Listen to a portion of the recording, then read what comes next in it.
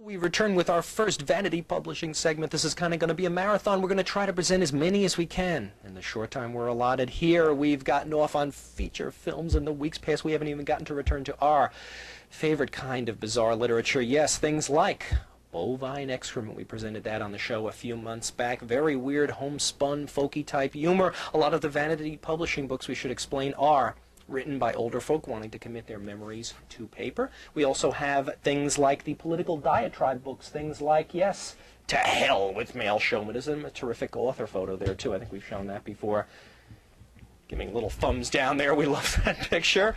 And fantasy and speculative fiction, yes, we have things like The Protonic Destruction. We're going to be maybe doing a reading from that in the weeks to come. There's a terrific, bizarre sex sequence in there. And amazing specialty publications. The major publishing houses won't even touch things like, of course, toilets. You regular viewers will be familiar with that book. Some lovely photos of bathrooms in there.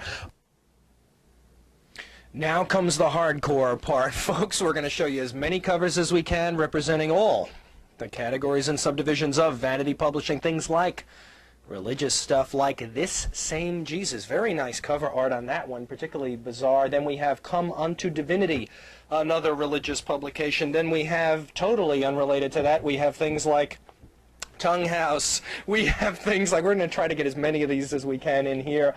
Camerawoman Kim giving us wonderful shots of Last of the Magicians. Now that is not a sex book, by the way, folks. I have actually looked at parts of that particular book, but that cover does draw your attention. That would sell on bookshelves.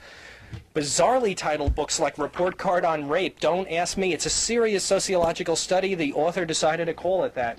Things like rock biographies. Don't ask me why. A book on the lyrical study of John Cougar Mellencamp. Things that are short and sweet and to the point. Titles like Let's Kill All the Lawyers.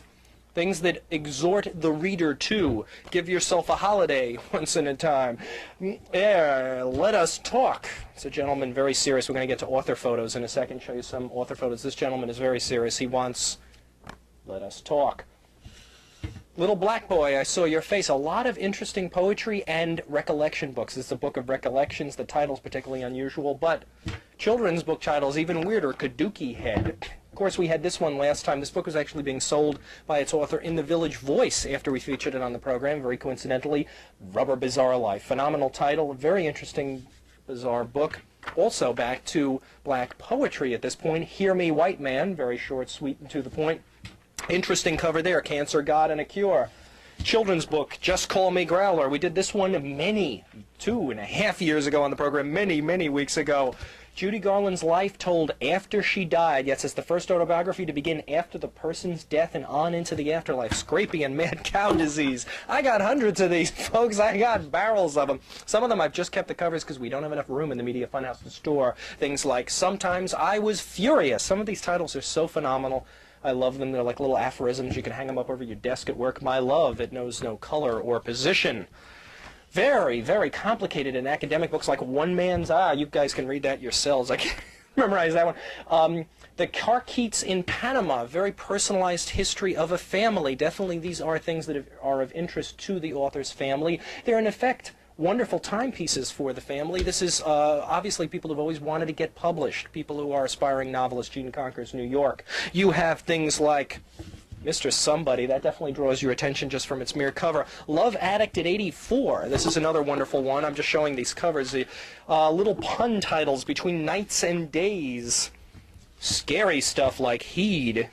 Stuff with the wonderful covers like Of Dreams and Astronauts. These are terrific books. I honestly really love these, and some of them can actually be read from cover to cover. Troubled Teens type stuff. There is a rumor. This book contains some humor. This is a particularly new one. We want to thank producer Patrick for supplying a lot of these books for pretty much funneling them, siphoning them off to me. This particular photo of the author's granddad. This is a recollection of the author's granddad. You have a lot of recollected books, recollected memory books. Terrific stuff, including The Bastard of the Progressive Era. These are very specific concerns these authors have, and they go on about them at length. The Losers, Why the Third World Can't Make It. They can't make it at all. The Miracle of My Dog King. Yes, we want to give them all to you, folks.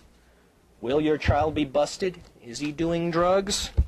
Yes, a popular topic on public access. Drag. Yeah, she got a drag novel there. Here's a really wild one. A guy decided he worked in architecture, but he decided to write a book telling people in the fast food business what they should be doing. Waiters, waitresses, bartenders, how you should treat your customers, because this guy eats out a lot. So that's that whole book. Very interesting stuff. Cameron likes that one. Ye Are Gods. This one is fascinating for, I don't know if we can get shots of this, but this gentleman had a friend who does calligraphy do it. He does sign his name as the oldest man. Is it the oldest man in America? The oldest man alive is the oldest man in the world, excuse me. Yeah, so the author is the oldest by his own profession, oldest man in the world. This is calligraphy. His very Christian-themed stuff, so we go from the very Christian-themed stuff to the self-help stuff. See, that's a self-help book you might even be able to use. Of course, a video might help you a little bit more. You need some motion, but very interesting. Kitty books, Slippy Sloth. You got very personalized political polemics here. This is a total rebuttal of Rush Limbaugh's book, The Way It Ought to Be. That's the author, by the way, fighting with Rush is the author as he really looks. We want to do, by the way, some author photos. Let's just jump the gun here and go straight to the author photos. Some people put them on the front cover. That's a particularly great one. Some people put them on the front. Well, this isn't the author, it's the subject of the book. This guy was another person writing a book about his grandma or his aunt.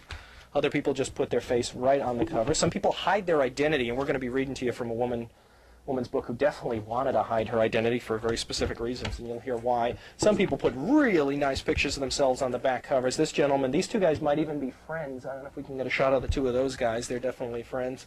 Different eras, different countries, maybe even author photos that are gag author photos. Terrific things that include children's poems. Right there, you have Mother Goose. You have things off the author photo concept. You have very depressing covers like that. You have happy covers. And by the way, we are not making fun of these authors at all, even though some of the covers might inspire a little risible response. We love these books. Truly, they get into mind-bending areas. There are moments in which these books approach Dada. They are brilliant. This is a very academic study of the sinuses, excuse me. Getting tongue-tied. This photo alone is worth 1,000 words. That's all I'll say. We featured this on our 3rd episode more than 2.5 years ago. I was just astonished by this photo. What it says underneath it, children ask for it. That is lavage, a technique in which you put a tube up a person's nose and remove the contents thereof. The book is entirely deadly seriously. It's well written. It's an account of the gentleman's career working with the sinuses, but that picture and that caption's combination just set me a-flying. So we are just going to fade out on that particular picture. We'll be coming back in just a few seconds with more, even more Vanity Publishing.